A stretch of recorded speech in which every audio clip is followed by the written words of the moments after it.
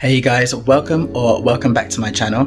Today I'm going to take you out into the balcony garden and we are going to do a balcony garden tour of all of my fruit and veg that I've got growing on the garden. So let's get straight into it. Don't mind me just shamelessly plugging my brand new aprons. In all honesty, I just need somewhere to hold my gloves and my scissors because I just lose everything. I owe a large amount of success to my balcony garden from my pond. I use this pond water to fertilise the entire garden. Every single week that I do a water change on the pond, I use it to fertilise all of my balcony veg. I'll leave a link to my video on my Medaka fish and how I grew them. In the daytime they're super skittish and tend to hide in the grass. I'm not quite sure how I could have done this balcony tour without going to the tomatoes first. I've made a whole playlist on tomatoes on balcony gardens, and this is the final look. Let me show you what they look like now. If you're new to this channel, you may not know, but I don't believe in picture perfect gardening on social media. What you see is what you get, and so you're going to find that there will be some images of some dead plants or plants that are under stress, because that's the real reality of gardening. I don't want any first-time gardeners looking at my garden and thinking that they have to achieve perfection. You don't. I'm in awe at just how bountiful these plants are. Altogether, there are about 3 plants here, and they just keep producing fruit non-stop. You can see the general wear and tear from these plants. That's mainly to do with wind, but as you can see, it doesn't stop them from being super productive. Now you may have noticed that they are only partially trellised. That's because if they're above the glass railing on a windy day or a frosty night, they will die. So I keep an eye on the weather. If I know it's going to be cold, then I kind of move them down so that they get protected by the glass. The thing with these tomatoes is they were grown from a packet of tomatoes that I had in the bottom of my fridge, and they are really strange. They were originally cherry tomatoes, but what I see here is something completely different. They look like plum tomatoes, but I absolutely love the colour of them. So what I'm going to do is I'm going to harvest some of these, and then in my next balcony garden video I'm going to figure out what exactly it is I'm going to do with them. Am I going to let them die? Am I going to overwinter them? Or am I going to bring them inside?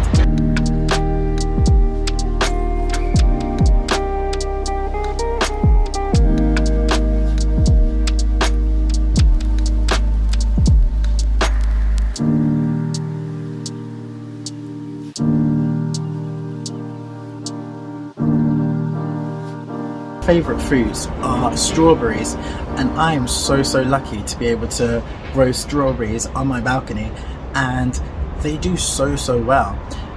The biggest problem that I have with strawberries on the garden is pests. Aphids absolutely love them, and you know, last year was a real struggle, so this year I came up with a plan. I dotted them in several different places around the garden. I also intercropped them with other plants, hoping that they would be the sacrificial ones and that my strawberries would be kept alive. Now we're in the middle of October. As I've mentioned in previous videos, any little bit of sunshine, temperatures go up quite a bit here, so it can be quite confusing for my plants. These strawberries are a prime example of this, and you know, even in the middle of October they are still banging out fruit for me. But what I will show you is the pests that are on there now, because it's pretty ridiculous.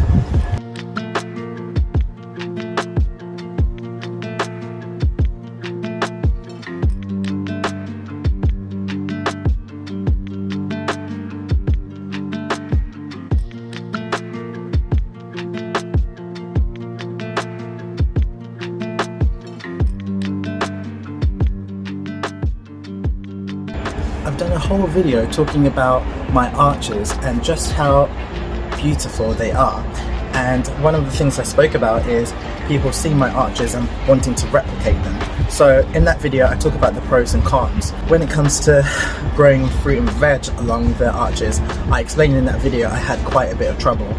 So these were some beans and also some sweet peas. Absolute no-go this year. But what I'm planning to do is rip up everything that is growing along this archway and then replace them. So let me just show you a little bit closer all the damage that the pests and the wind have caused.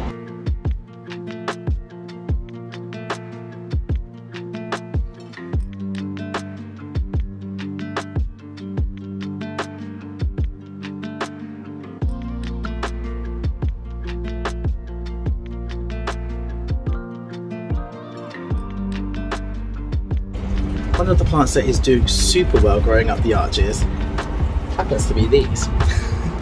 These are grapes. When I saw the plant, I kind of thought back to where they would be growing originally. So sometimes you see, you know, in Italy that you've got your grapevines growing up along the mountains. So if there was ever going to be a plant that could take the wind and the elements, being high would be a grapevine. So I invested, I got one, and it is absolutely flourished. Who knows, maybe I could be making my very own cloud wine.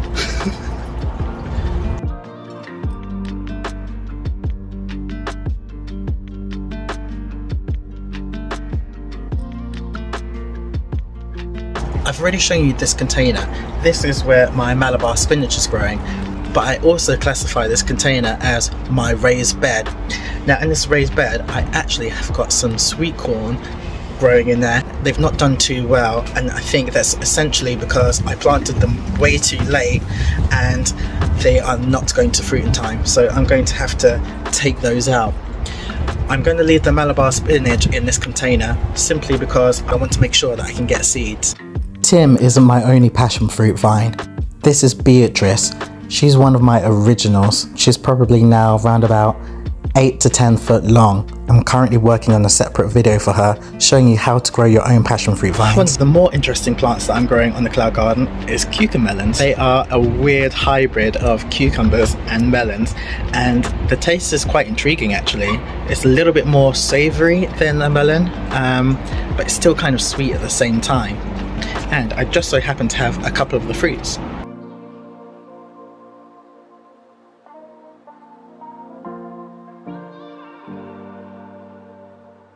One thing that you're going to find a lot of on my garden is volunteer seeds.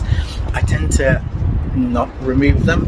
I always find that those volunteers are always the strongest and always do better than the ones that I actually plant myself. One of the best examples of volunteer seeds that I have in the garden happens to be right behind me. It's actually some rocket that has reseeded itself and now it's taking over one of my window boxes. And I kind of left it because I harvest from it quite regularly, but it happens to be one of those flowers that attracts the pollinators. So especially my flies and hoverflies, they gravitate towards those flowers first. So it's one of the ones that I tend to leave.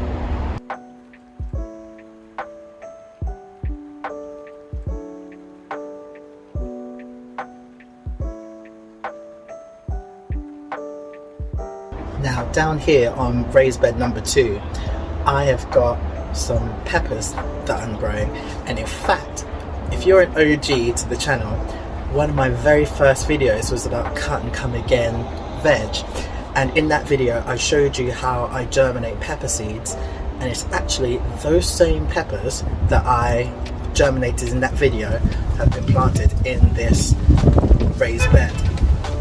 What I'm going to do is later on in the year I'm going to do a full-on video on those peppers and show you their progress from start to finish. But what I will say is that these peppers have had a really difficult time, and it's mainly to do with pests. Once again, the reason why I have such a big issue with pests is I don't naturally have anything that will take care of them. So I have to try and do everything manually myself, or release ladybugs like I have done in previous videos. Interestingly enough, they were meant to be bell peppers. As always, when you grow things from seed, especially from supermarkets, they are normally hybrid, so you never know what you're going to get genetically. It's like a lottery. But you know, I just wanted to give it a go, and instead of producing good old-fashioned peppers, they have produced chilies instead, which is kind of cool. One of the veg that I've been growing is kale. Now this is a black magic kale, it's also known as a dinosaur kale, and I've been growing this for around about 6 or 7 months, and I just pick at it. So as you can see, I've harvested quite a bit of it, and it just keeps on going and going and going. The leaves are of course bitter. I think kale's always bitter. It really is time for me to discard it, but I think I've got a little bit of an attachment issue to it. I actually have got 2. This one seems to be the tallest. It's just continuously growing, so I've got no real reason to dig it up. It's producing some brand new leaves as well, so it seems happy. So I'm just gonna leave it. One of my favourite plants happens to be this red cabbage. Now, I know that we're supposed to be eating red cabbage, but for me it's become an ornamental plant. It's just absolutely stunning, and what I love about this plant is, once again, out of all of the beautiful cut flowers that I have, this is the plant that the pollinators go to first.